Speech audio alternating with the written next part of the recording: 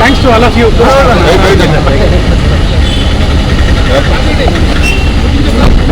Bye, Ma.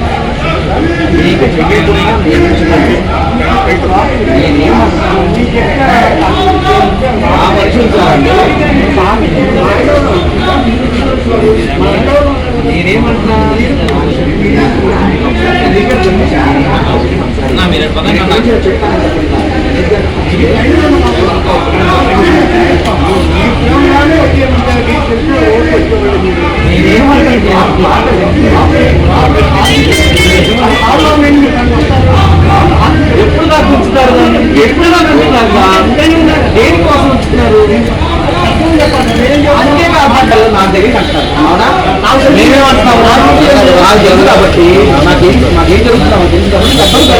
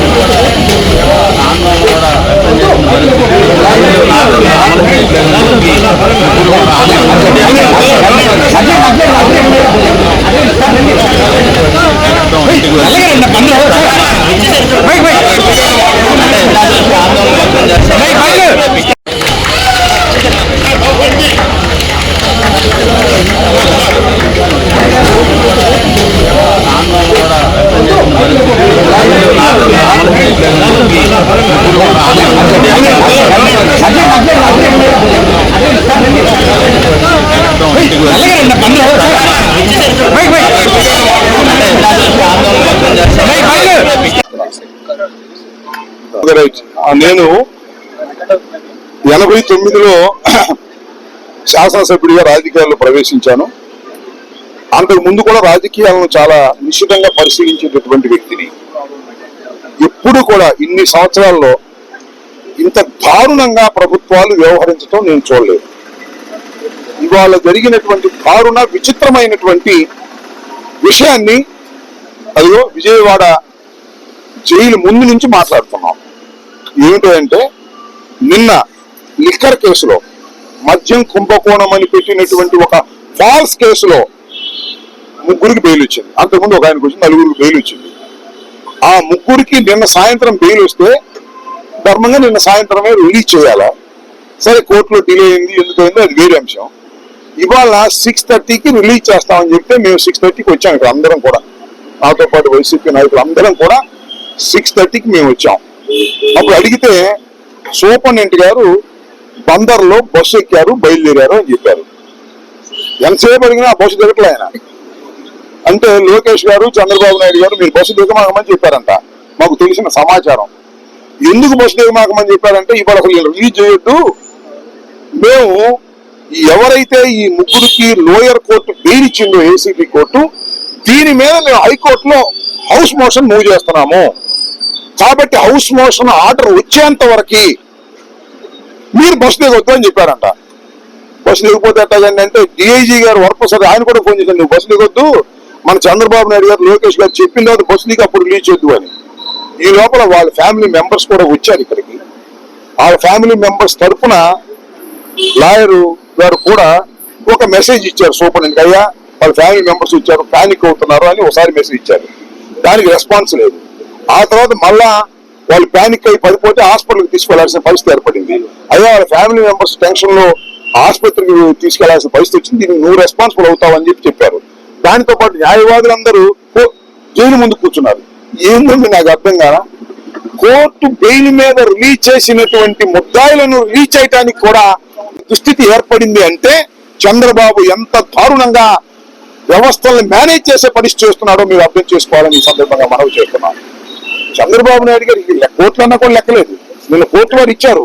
After thorough arguments, వాద ప్రతివాదనలు విన్న తర్వాత 90 days లోపల ముద్దాయిలు అరెస్ట్ అయిన 90 days లోపల మీరు ఛార్జ్ షీట్ ఫైల్ చేయడంలో విఫలమయ్యారు కాబట్టి అక్యూజ్డ్ కి రిలీజ్ అయ్యేటటువంటి ఎంటైటిల్ ఉంది. వారికి హక్కును రిలీజ్ చేశారు కోర్టు వారు.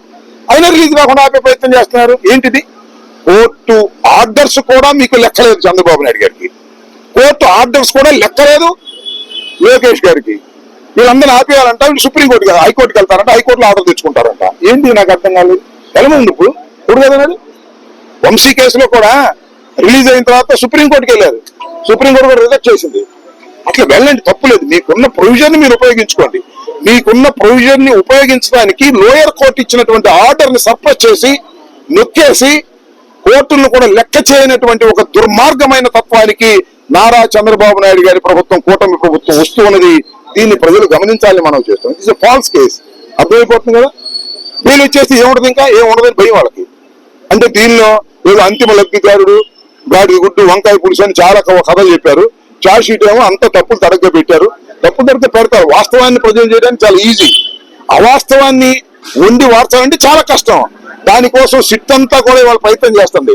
సిట్ అంతా కూడా చేస్తుంది ఏంటంటే ఇన్వెస్టిగేషన్ చేయటంలా ఎవిడెన్స్ ఎలా గ్యాదర్ చేయాలి, ఎవిడెన్స్ మీన్స్ ఫాల్స్ ఎవిడెన్స్ ఎలా గ్యాదర్ చేయాలి, ఎవరిని బెదిరించి స్టేట్మెంట్స్ ఇచ్చుకోవాలి, ఎవరిని బెదిరించి 164 స్టేట్మెంట్స్ ఇచ్చుకోవాలి అనేటువంటి ఒక దుర్బుద్ధితో సిట్ అధికారులు ప్రవర్తన చేస్తున్నారు. చంద్రబాబు నాయుడు గారు చెప్పినట్టుగా ఒక కుక్కుడప్ స్టోరీస్ అల్లి వీళ్ళందరి మీద కేసులు పెట్టి అందరినీ వేసేయాలనుకుంటున్నారు. ఏం వేస్తారా మీరు? వెళ్ళేటప్పుడు ముద్దాయిలుగా వెళ్ళారు, వచ్చేటప్పుడు హీరోలుగా వచ్చారు. రేపు కూడా అంతే. కేసులు ఏది నిలబడవు. నేను మనవి చేస్తున్నా, చంద్రబాబు నాయుడు గారు పొలిటికల్ వెండేటాతో జగన్మోహన్ రెడ్డి గారి మీద, జగన్మోహన్ రెడ్డి గారి పార్టీ మీద అందరినీ కూడా రోపలేసి భయపెట్టి పార్టీని దెబ్బతీయాలని ప్రయత్నం చేస్తున్నారు. అదే మాకు ఆయుధం. ఉన్నంత వరకు పార్టీ పెరుగుతా ఉన్నది. ఈ కక్ష సాధింపు ధోరణిని ప్రజలు అర్థం చేసుకుంటున్నారు. ఇదంతా రాజకీయ కక్షలతోనే చంద్రబాబు నాయుడు గారు చేస్తున్నారు తప్ప లిక్కరు లేదు, స్కాము లేదు. ఇవాళ ఉంది లిక్కర్లో స్కామ్. ప్రభుత్వం లిక్కర్ అమ్మితే దానిలో స్కామ్ ఎందుకు ఉంటది? ప్రైవేట్ వ్యక్తులకు ఉంటే ఇస్తే దానిలో స్కామ్ ఉంటది. లేనిపోయిన స్కామ్ను సృష్టించి ఏదో ఒక విధంగా వైఎస్ఆర్ కాంగ్రెస్ పార్టీని ఇబ్బంది పెట్టాలని మీరు ప్రయత్నం చేస్తున్నారు. వైఎస్ఆర్ కాంగ్రెస్ పార్టీ మీరు చేసే ప్రయత్నాల వల్ల ఇబ్బంది పడకపోగా దినదిన ప్రవర్ధమానంగా పెరుగుతుంది. రాబోయే ఎన్నికల్లో మిమ్మల్ని చిత్తుగా ఓడిస్తుంది. దానికి సగం కారణం మీరే అవుతారు. మీరే ఈ ఫాల్స్ కేసులు పెట్టి జైల్లో ఉన్న వాళ్ళకి కోర్టులు రిలీజ్ ఆర్డర్స్ ఇచ్చినా కూడా వాటిని తొక్కిపెట్టాలని ప్రయత్నం చేస్తున్నారు. తొక్కిపెట్టాలని ప్రయత్నం సక్సెస్ అయ్యి ఉండేది.